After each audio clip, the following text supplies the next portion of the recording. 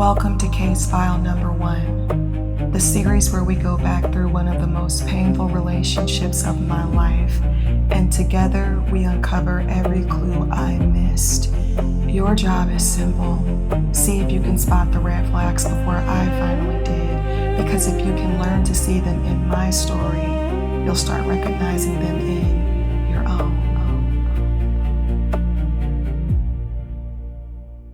Today we have my dog with me, Buddy. Papa, can you say hello? Look, you say hi. So jumping back into the story, by this point, I thought I knew him. We were officially together. My belongings were at his apartment, which I'll get into in a second. I was spending weeks at his place in between contracts. And during that course, something happened that should have changed everything. Not because of what he did, but because of how he talked. Looking back, I think people tell you exactly who they are long before they ever treat you in a certain way. I just didn't know how to hear it at that time. All right, so now that I've got my microphone on, let's rewind the tape. I had decided after my first contract, because we were officially in a relationship and I wanted to save money and I had given up my apartment, rather than continuing to keep a storage, pay the money, couch surf with friends, or spend extra money finding and staying in a hotel, that I would obviously logically stay with him. Thankfully, I didn't have a lot of stuff. I probably housed maybe 5 or so small boxes at his place. It was the equivalent of a small corner that my stuff would have fit into. And mind you, this was before I had ever met any of his people and before he had met any of mine. Now, I kind of already feel like I know the answer to what many of you will say, but I'm just going to ask it anyway. Would you have moved in with someone before being able to meet anyone close to them and vice versa? Or rather, better yet, another question is, have you ever done this? Have you ever moved in with anyone without vetting them, without meeting their people, without them meeting yours? Let me know in the comments. Now, during the course of us living in each other's space, we started having conversations, especially relating to his inner circle, his past relationship history, his family. And when the topic came up about his past relationships, he started talking about his ex. I don't even remember all of what he said. I just specifically remember him zeroing in on her being so effing stupid. And it wasn't like he was saying it from a past tense perspective, like he was still very much in the present,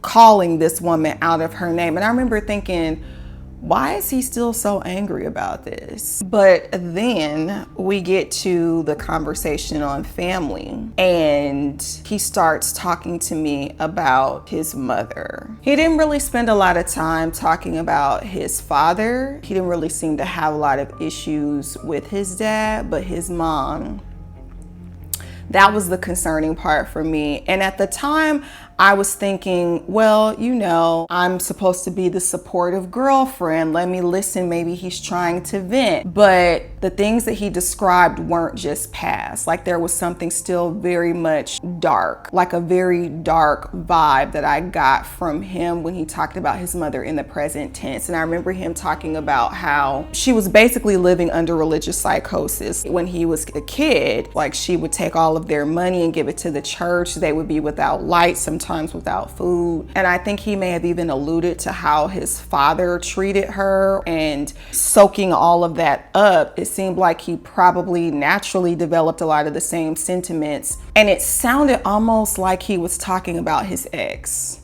being so effing stupid.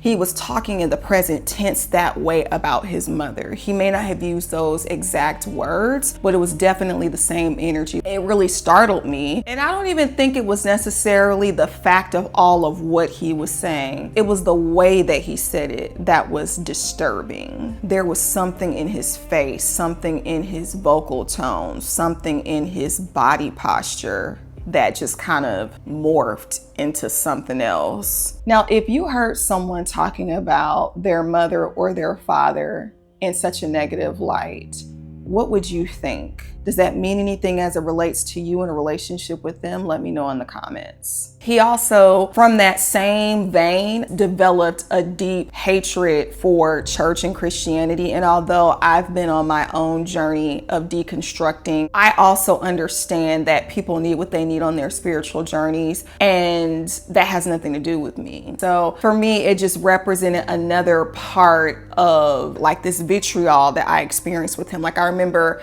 before I went on my second contract, I wanted him to meet my pastors at the time. And after we left from being with them, I just remember his conversation to me being very like stickery. He had something negative to say about me and the first lady and how I wasn't slick. He started accusing me of negatively speaking about him or toward him, like trying to uplift him all of a sudden was a negative thing. From there, I started to notice a pattern. Everybody else was the problem.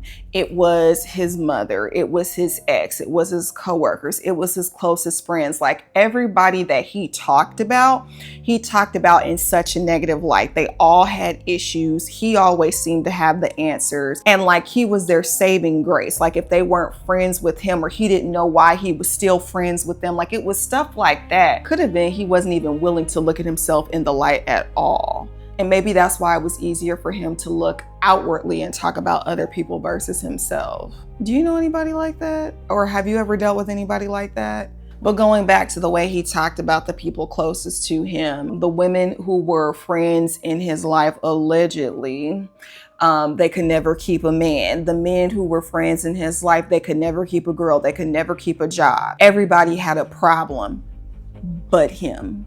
Now, those were the clues. They didn't feel connected to me back then, but they all pointed to exactly the same thing. So let's go back. Moving in wasn't necessarily the mistake. Storing 5 boxes at his place wasn't the real problem. The problem was allowing proximity to move faster than my discernment. I had not allowed myself to properly vet this individual, nor had I allowed anyone close to me to vet him, to be the eyes that I didn't have, to say the things and to address the things that I was unwilling to, being so googly-eyed and in quote unquote love with this individual. And then at the same time, I wonder at the time if it really would have mattered, because we ended up eventually meeting people that were close to us, and it still didn't make a difference because we still chose what we chose. We still chose to move in the ways that we did. And so that's a cautionary tale. If you're going to have someone in your life,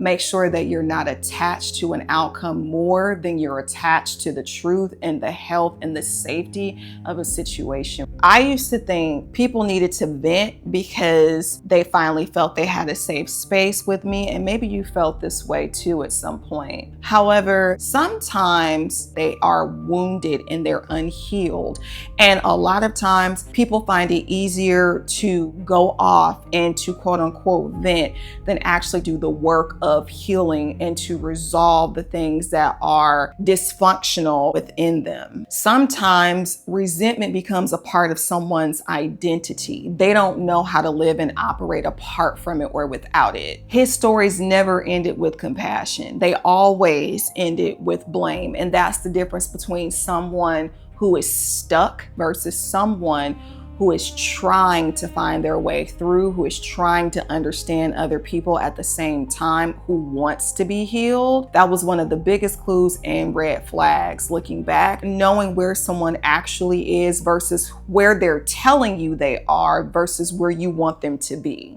There's what they say, there's what you want, and then there's the truth.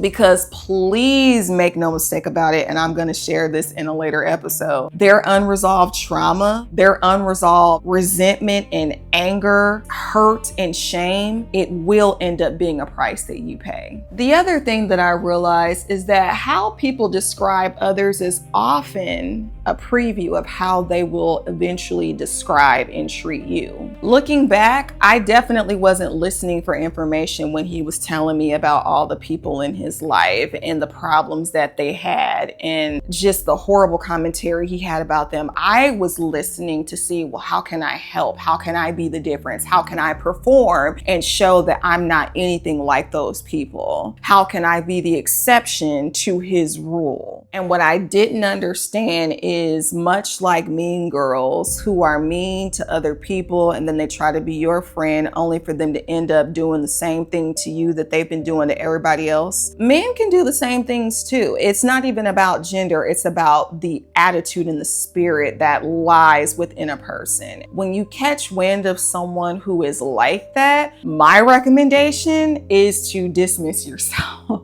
And this really happens for people who refuse to take accountability for their own actions. Whenever someone is so quick to point the finger and blame other people and they never take the responsibility to look in the mirror to see how they are the cause of their own dysfunction, it'll only be a matter of time before they make you the next reason for their catastrophe. It'll only be a matter of time before they start blaming you for the shitstorm that's going on in their life that they created themselves. And I can tell you, the language he used about everybody else eventually became the language he used about me. I also kept waiting for one giant red flag, and maybe I had been seeing them the entire time, but like dogs, I was colorblind, like my dog. Sometimes you don't even see the color red. You see things, but you don't know exactly what you're looking at. And as I described in the last episode, the drip, these red flags, they're small, they're subtle. Sometimes they don't come blaring out because character usually doesn't announce itself in that way. It leaves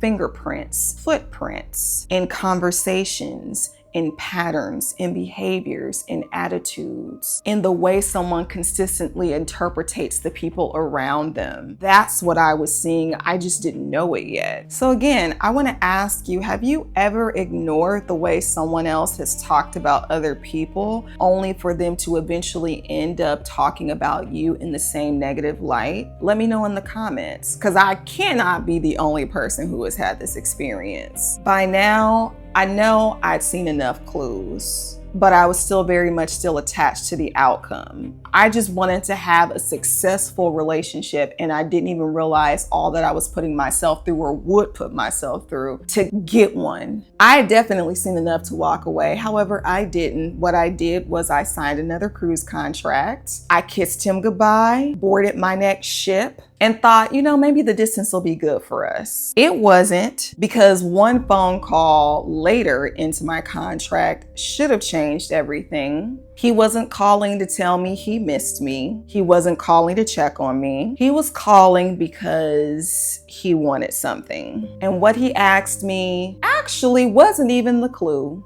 It was why he was asking me in the first place. I didn't know it then, but that phone call should have forced me to ask the question, who exactly am I calling myself building a future with? Because the man I thought I knew was about to disappear.